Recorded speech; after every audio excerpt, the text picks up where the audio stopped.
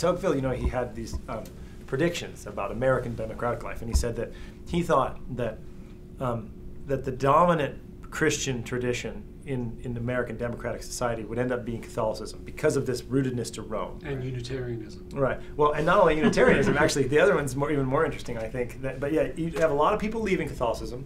You'd have some. I mean, I think he probably missed the rise of evangelicalism, right? I mean, that clearly stemmed that, slowed down that tide. But if you look at mainline churches, he said they're just going to be so influenced by democratic life that they're going to kind of go with what's socially and politically fashionable. Mm-hmm. And only the Catholic Church, because of that connection to Rome, saying, well, slow down a little bit, is going to be able to withstand that. Then he said that the other main religion, perhaps besides Unitarianism, would be pantheism.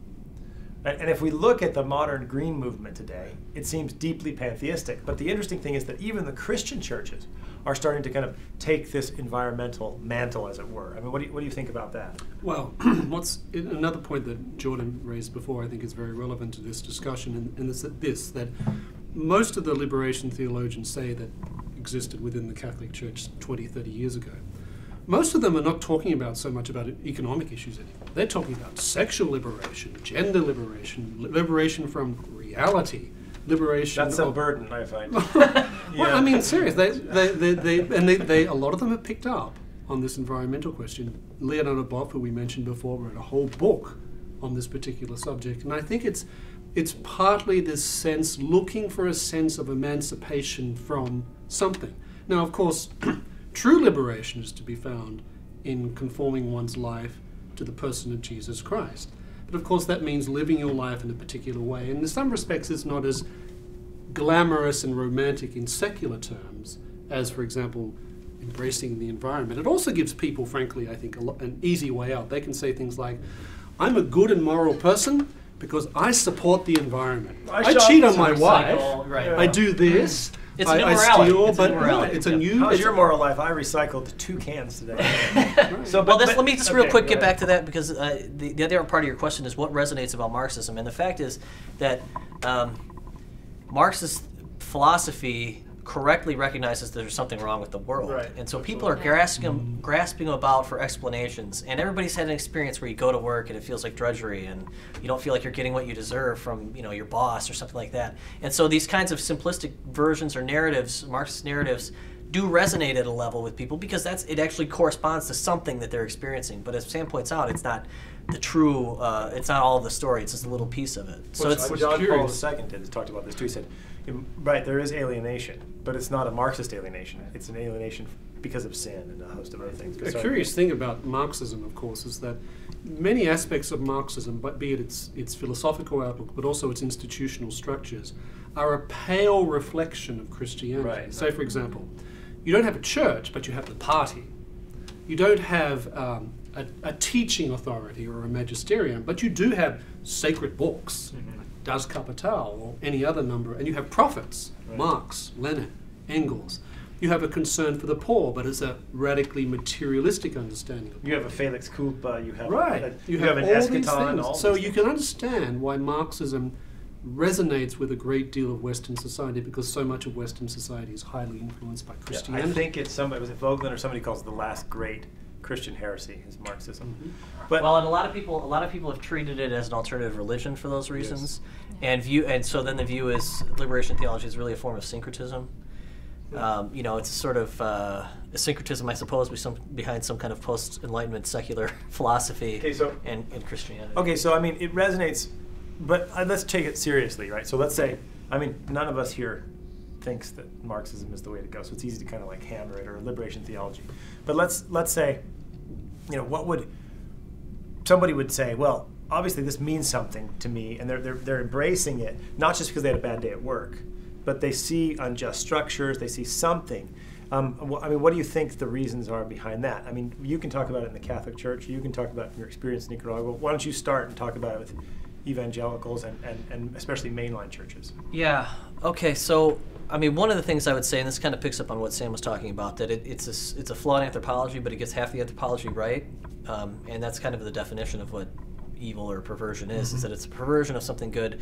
So to the extent that it in a limited way does address some of the material concerns of the human person, it's accurate in a very But limited why- sense. But the things that are missing are all of the broader meanings, the other half of the anthropology, both on the individual level, but at the institutional So why level aren't as well. those appealing? I mean, if Christ's message, which is the most transformative one in history, why isn't that kind of drowning out a perversion and really a banal version of it?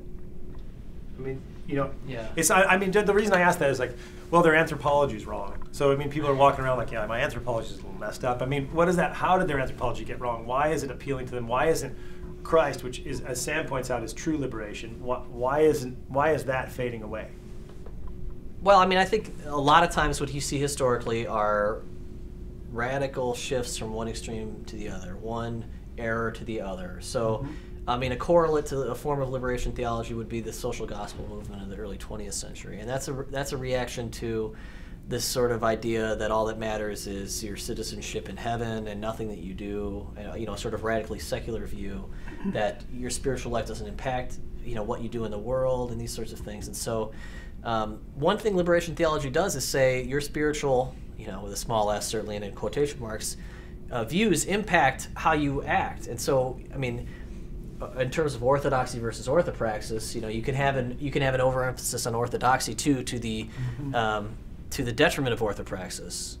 But of course the correct answer isn't the opposite view, which is a hallmark of liberation theology. What do you think, Anielka? Well, from our experience, I working at the Investment Promotion Agency of the Presidency in Nicaragua, we saw a lot of poverty, and you see, I mean, these big masses of people and a lot of need. So when you see that, I think that it's normal for people to think, okay, this is an option for the poor, we should support this option. And I think that's what happens a lot in politics in Latin America, when they feel, well, at least they have a concern for the poor, and there's so many people in need in our countries. But really, I mean, what we struggled with and what we saw we were missing are the foundations for development. And at the core of that is a moral culture. And I think that relates to the church, and you see like the values and all the teachings of the church. We need these foundations, and we talk a lot about them here, but I think that there's a lot still that needs to be done. I mean, just to work on rule of law, on private property, on the right to a free exchange. But those things are seen to be kind of oppressive, right? I mean, that takes us into really to the economic question, right? I mean, those things that's part of the problem, isn't it? I mean, private property and free exchange and globalization. Those are tools. Alienating Those are the tools forces. of the haves to keep the have-nots. I mean, is it that simple, you think, or? No, I don't think the reality of it is that simple, but I think that is the interpretive matrix that a lot of people. What do you think? Well, in terms of the enthusiasm for these types of left-wing causes, there's several things you can say. First of all, I think it's true that the Christian church throughout its entire history has gone through periods of enthusiasm about different things, and then goes into periods where it's not so enthusiastic about different things. You have religious revivals, and then you have, let's call them religious recessions in some respects, where things are not so good, that the spiritual life of people is not so great, that a lot of Christians are deeply malformed in the way that they are formed as Christians. They don't know a lot about their own faith. We often talk about lapsed Christians as if that's somehow a new phenomenon. They were lapsed Christians in the 2nd century. So these are not new things, and I think that I have a slightly, I guess you'd call it, harder view of these things, because on the one hand, I think a lot of it has to do with intellectual arrogance, the sense that if we just have the right idea, we can fix everything. I think that's one thing. A second thing is that a lot of the problems that we're talking about require long-term, very unsexy solutions: rule of law, private property, market exchange, integration into the global economy. These are not exciting things. They take a long time. They don't instantly fix things straight away. They don't really appeal to a populace. So for people who are, say, living in very difficult economic circumstances, any of us can go here along and say, well, this is what you need. You need this, this, this, and this, and this. But that doesn't address the immediacy of that What can I do particular right problem. now? And Right. you've got to do something And rather there's than nothing. there's also always that sense, I think, that people think, I don't care what you do, just do something. But Bob Geldof has. I think it's Bob Right. Geldof has a line like, "You've got to do something.